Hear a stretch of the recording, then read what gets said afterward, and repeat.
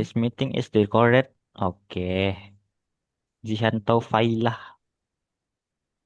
Hadir bang, Si Jihan. Oke. hadir bang. Miftahur Rahmi. Oke, oke, oke. Miftahur Rahmi tidak ada. Strip. Strip. Oke. Miftah katanya nggak bisa masuk bang. Yang bisa masuk, masukin lah. Baik, Assalamualaikum warahmatullahi Selesai. wabarakatuh. Waalaikumsalam warahmatullahi wabarakatuh. Warahmatullahi wabarakatuh. Ya, terima kasih atas kesempatannya dan sudah mau bergabung pada pertemuan kedua ini. Weh, suara weh. Materi pertama pada pertemuan ini adalah dasar-dasar konstruksi dan pengenalan BIM. Apa itu konstruksi? Secara umum, konstruksi adalah proses perencanaan, pembangunan, dan penyelesaian suatu struktur fisik, baik itu bangunan, jalan, jembatan, maupun infrastruktur lainnya.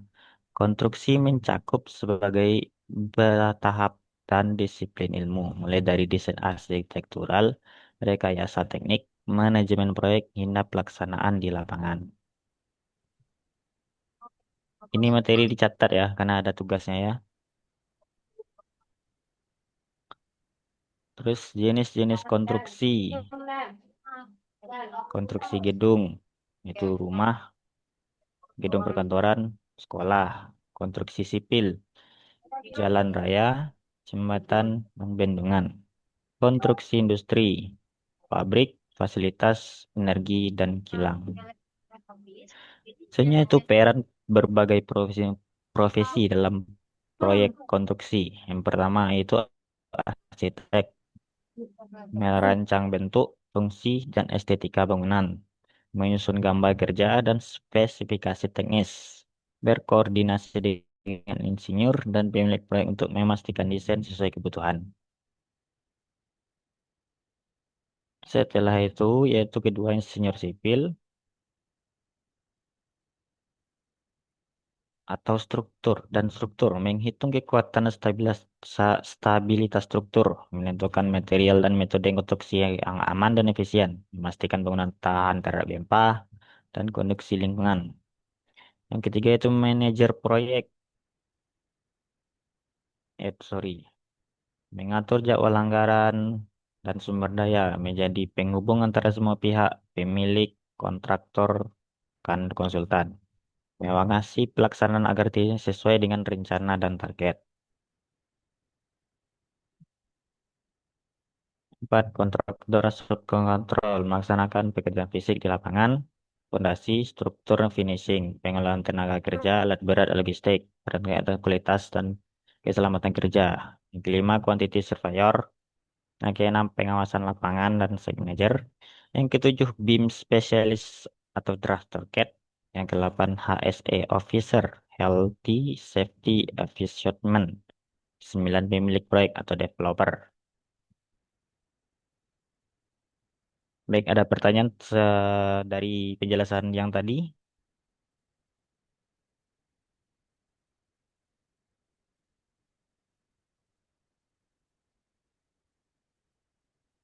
Oh ya, ada pertanyaan nggak, bro? Enggak bang. Enggak Yakin? bang. Enggak ada bang. Nanti lagi soal nggak tahu.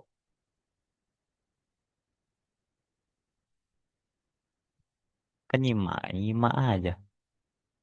Sindia Pratiwi udah ada nanti lah isi lagi. Oke, lanjut. Tahapan proyek konstruksi. Yang pertama itu perencanaan. Biasanya dilakukan oleh arsitek sipil, MEP, dan beberapa disiplin lainnya. Setelah selesai perencanaan oleh arsitek dan yang lainnya itu, jadilah desain. Kemudian, desain tersebut dibangun dalam tahapan konstruksi. Setelah konstruksi selesai, maka ada nama operasi dan pemeliharaan. Apakah bangunan tersebut aman untuk dipakai atau tidak? Ya, jadi di sini dapat kalian baca sendiri ya.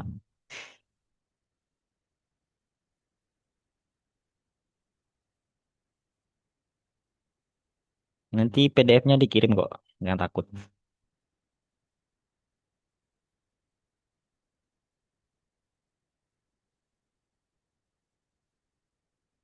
Ya, masuk permasalahan umum di dunia konstruksi. Yang pertama, koordinasi antar tim. Yang kedua, kesalahan desain. Yang ketiga, keterlambatan proyek. Yang keempat, biaya BMK. Dari masalah-masalah tersebut tadi, maka adalah satu inovasi yang bernama BIM. Apa itu BIM? BIM adalah proses digital yang digunakan untuk membuat dan mengelola presentasi informasi dari suatu aset bangunan secara menyeluruh, baik secara fisik maupun fungsional dalam satu model 3D yang cerdas dan terkoordinasi. Karakteristik utama BIM, model 3D yang informatif, kolaboratif. Kolaboratif ini yaitu BIM bisa digabungkan. Jadi dalam satu proyek tersebut akan ada beberapa pihak yang terlibat, yaitu salah satunya arsitek, civil engineer, MEP, dan lain-lain. Dan proyek tersebut bisa dikerjakan secara bersama-sama dalam aplikasi BIM. Yang ketiga itu lisensi manajemen. BIM digunakan dari tahapan perencanaan, desain, konstruksi, hingga operasional dan pemeliharaan bangunan. Manfaat BIM dan proyek konstruksi. Deteksi benturan, case detektor, antar sistem sebelum konstruksi dimulai. Jadi, case detektor itu adalah crash, yaitu apabila kita mendesain satu proyek dan apabila terdapat benturan atau beberapa objek yang berdempet akan diketahuan. Biasanya itu dalam aplikasi Navisworks. Yang kedua, estimasi biaya dan volume material secara otomatis. Jadi kalau kalian buat kolom itu kan tinggi, panjang, lebar diatur, volumenya udah keluar secara otomatis. Jadi nggak perlu dihitung-hitung lagi. Yang keempat, simulasi waktu. 4D BIM dan biaya 5D BIM. Dokumentasi as-built untuk pemeliharaan jangka panjang. Disiplin dalam BIM. Peran dalam BIM, arsitektur, desain bentuk, fungsi estetika, tata ruang bangunan.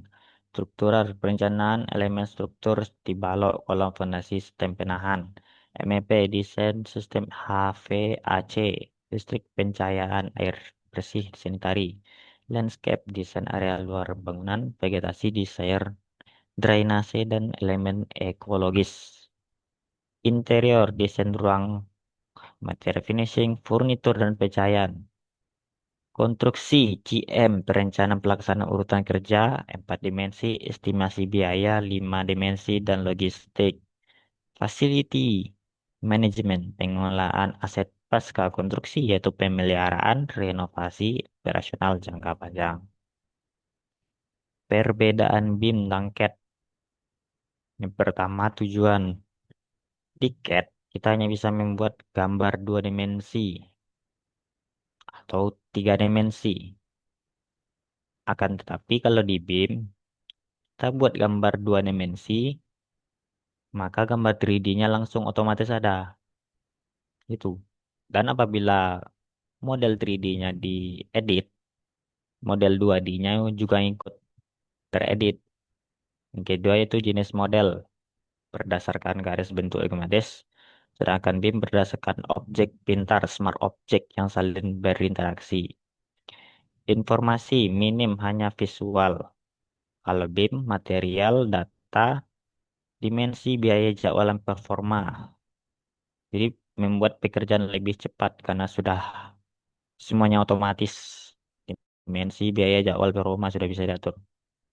Itu yang keempat, informasi kolaborasi. Kalau di CAD, kita bikinkan satu-satu. Satu struktur, satu lagi arsitektur, satu-satu. Tapi kalau BIM, terinteraksi antara disiplin. Jadi model struktur dan model arsitektur itu bisa digabung. Nantilah kalau ada aplikasinya kita praktekkan ya. Siklus proyek fokus dalam fase desain. Kalau BIM digunakan dari desain, konstruksi hingga operasional pemilihan. Jadi kalau ingin mendesain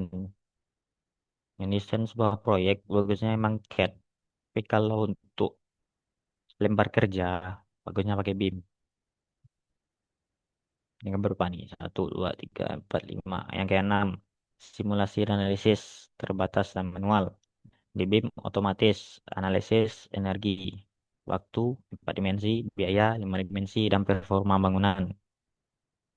Performa umum, contoh software yang CAD, AutoCAD, Draftsync, yang BIM, Autodesk, Revit, Archicad, Tekla, dan Navisworks.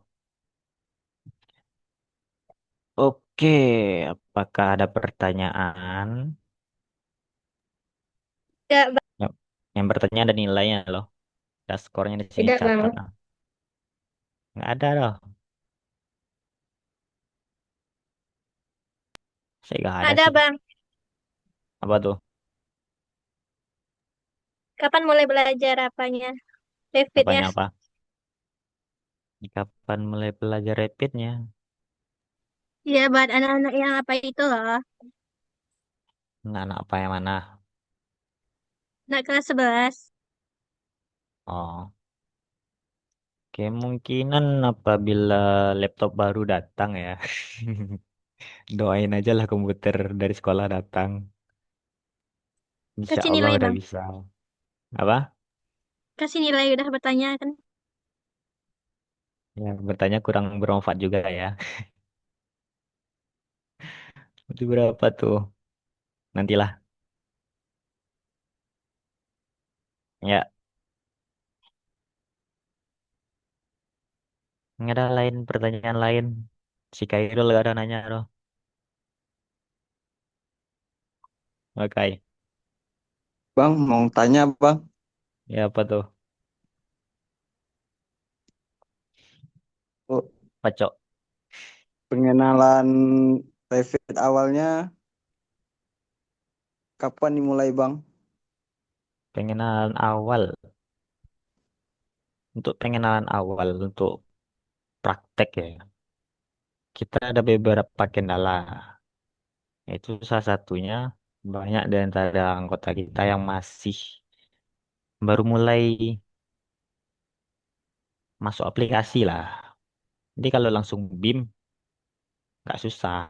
Makanya kita fokusin dulu ke pemahaman struktur bangunan.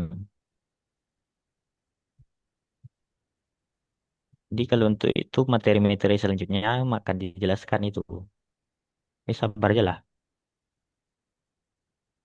Ya, ada yang lain. Apa saja materi-materi yang harus dikuasai oleh peserta-peserta yang mengikuti pelatihan CAD building ini Bang? Apa materi-materinya? Apa yang harus dikuasai? Dikuasai yaitu dasar-dasar bangunan. Mulai dari pondasi, slope, kolom, balok, ring balok, sampai atap. Jadi terus paham betul. Karena kalau nggak paham, kita langsung praktek. Ya, percuma, semberawut hasilnya nanti. Ya, Dan aplikasi-aplikasi apa saja yang harus dikuasai untuk eh, lomba LKS nanti Bang? nanya pula dia lagi. Untuk aplikasi-aplikasinya itu yang pertama ya, Autodesk Revit. Yang kedua, Autodesk Navisworks. Yang ketiga, Enscape. Keempat, Microsoft Word. Yang kelima, Microsoft Excel. Yang keenam, Microsoft PowerPoint. Yang ketujuh, Drive. Yang kedelapan, Google Classroom. Ya, tuh. Ini buat nama Kairul sini ilmunya. Apa itu bang? Jawabannya itu. Kairul. Tugas kreatif kelas. 100. IPA juga ya, Bang? Ya nantilah. Nah, nggak ada pertanyaan lagi kah? Bang mau nanya, Bang. Yes. Microsoft PowerPoint itu gunanya untuk apa, Bang? Microsoft PowerPoint. Ya, yang tadi saya buka itu Microsoft PowerPoint loh. Oh iya, yang ini ya, Bang. Maaf, Bang. Ya, jadi Microsoft PowerPoint itu fungsinya untuk presentasi. Karena di lomba itu ada sesi presentasinya. Di salah satu ilmu yang perlu dikuasai yaitu penguasaan aplikasi tersebut dan cara ngomong di depan. Karena walaupun desain PowerPoint kita bagus ya, kalau penyampaian kita agak bagus ya turun juga nilainya. Oke ya, Jihan,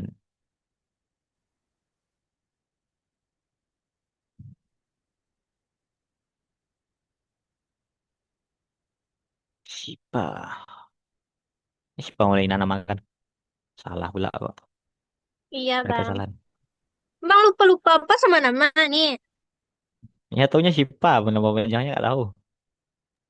Kita Maulina. Itu Oke, tertulis namanya di depan tuh. yang mana nih? Itu yang gambar apa nih? Gambar apa nih? Nih, Iya. oh, yalah.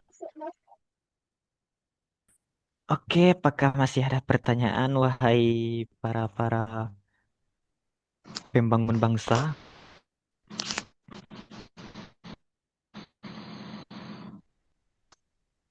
Oh ya, masih ada Bang, yang Bang, belum masuk. Yes, apa tuh? absen teman saya belum diisi, Bang. Ya dia terlambat masuk.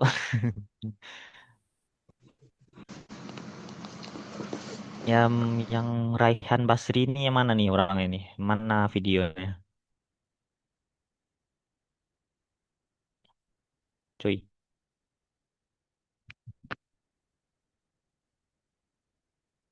aturannya ke absen tuh nampak wajah ya. Kok gak ada nampak wajah ke absen? Tidur. Kok tidur? Berarti dia absen. Ngapain pusing? Wahai Raihan Basri, where are you? Hey, 10.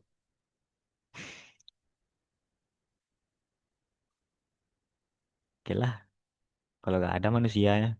Berarti gak absen ya tuh.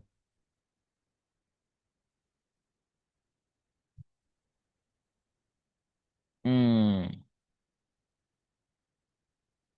tuh 2, 3, 4, 5, 6, 7. Spiral lu akan C 2, 3, sampai 5, 6, 7. 7 yang baru di absen 1, 2, 3, 4, 5, 6, 7. Oke, di yang ini Cynthia. Cynthia ini keluar dia ya.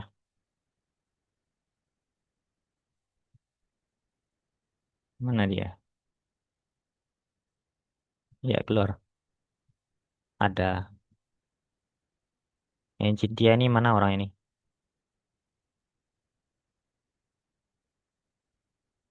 Wahai, Nggak tahu, Bang. wahai manusia, manusia. Wahai,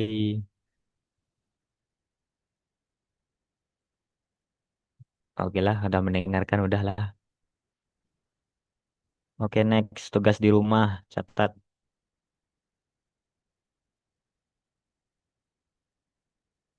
Simple kok tugas rumahnya.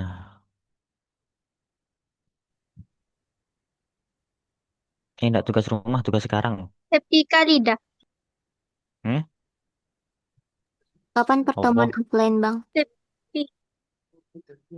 pertemuan offline mungkin September ya. Ada pulang balik sekali ke kampung. Mau antar motor, mau bayar pajak. September. Oke, Ya, Bang. untuk tugas hari ini, sebutkan struktur apa saja yang ada pada bangunan dari bawah sampai atas. Dibuat di chat WA boleh juga. Lambat-lambat, Bang. Masa dalam 4 itu. Selamat Sebutkan kan? struktur apa saja yang Yang ada di ada. dalam bangunan dari bawah sampai atas. Jawabannya chat WA aja sekarang ya. Set tercepat dia tinggi nilainya. Chat Japri Eh, aja. Oke, Saya juga mau nilai bang. ini nilai Jawa lah. Panjang lo dah. Sekarang jawabannya bang. Hmm? Sekarang jawabannya. Ya gini, yang saya bilang tadi itu tugas sekarang itu, bukan tugas rumah. Jawabannya Japri ya.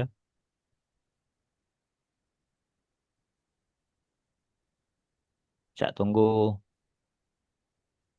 sampai itu 21.40. Sebutkan ya, bukan jelaskan.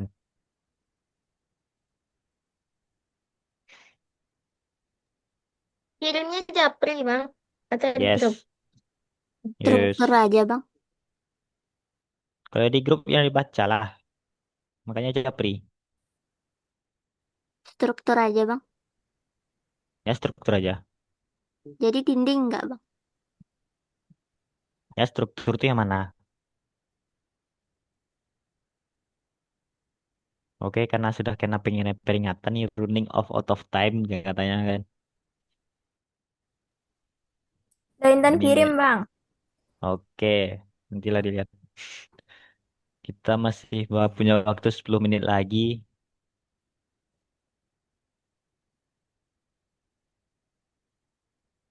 Putus ya. Ini bunyi WA.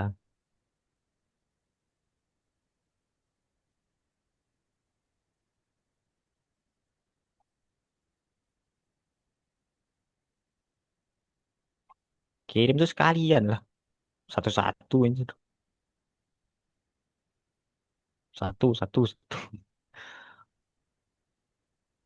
Oke, untuk tugas rumahnya.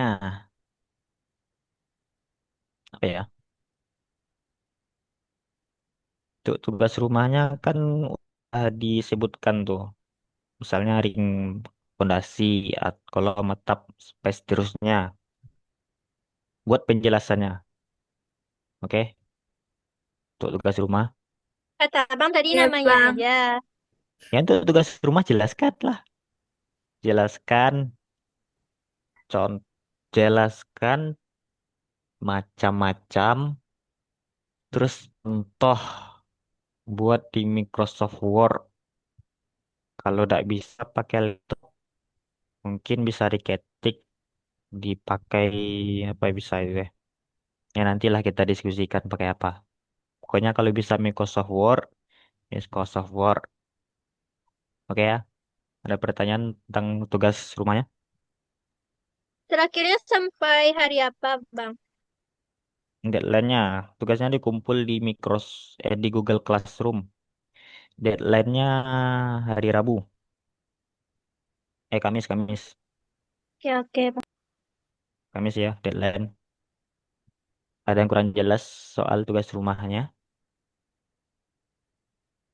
Tadi apa tugasnya, Bang? Ya Allah ya Robbi.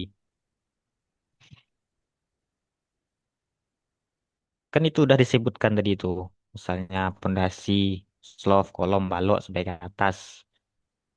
Tugas selanjutnya, ketik di Microsoft Word. Penjelasan pondasi itu apa, jenis pondasi itu apa, terus beri contoh gambar, tuh, ciri-cirinya, terus lanjut lagi slov, contohnya apa, bentuknya mana, terus lanjut lagi slov, kolom, gitu. Paham.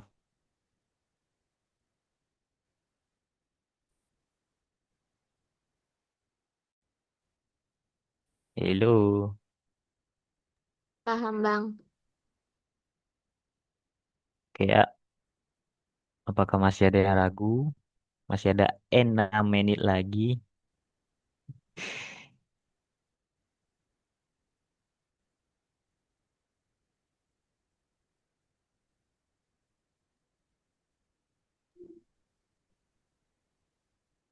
Nggak tidur lagi ya. Lita nih ya. Di ospek cuy. Aduh. Tugas banyak loh. Kai. Mana Kairul? Kai. Yuk, hadir. Tolong aja Wan. Tugas banyak Wan. Itu tugas yang banyak. Aku kerja yang banyak. Iya. Lagi lah kerja sing ini ya. Udah ada pitih udah rantau udah. Jangan lebih, cuma banyak kerja pi. Nah, pilih mana ya? Proyek nak namu lah.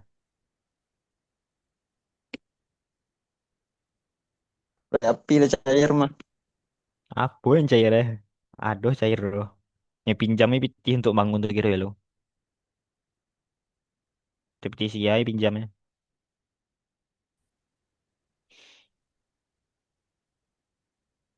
Ya baik, karena tidak ada lagi yang mau bertanya apapun mau saya sampaikan. Terima kasih atas waktunya dan kesempatannya. Silakan.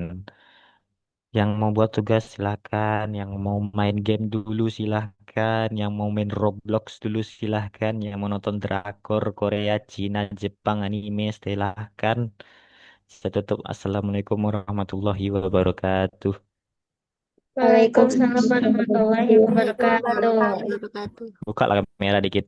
Screenshot kita.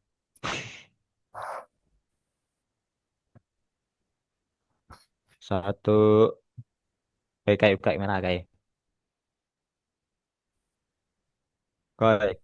Hui. Satu, Yang lain. dua, tiga.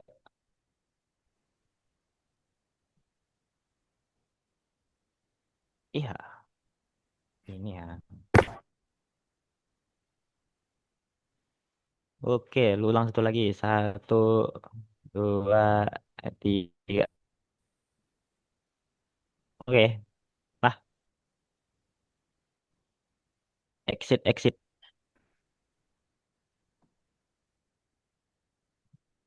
end.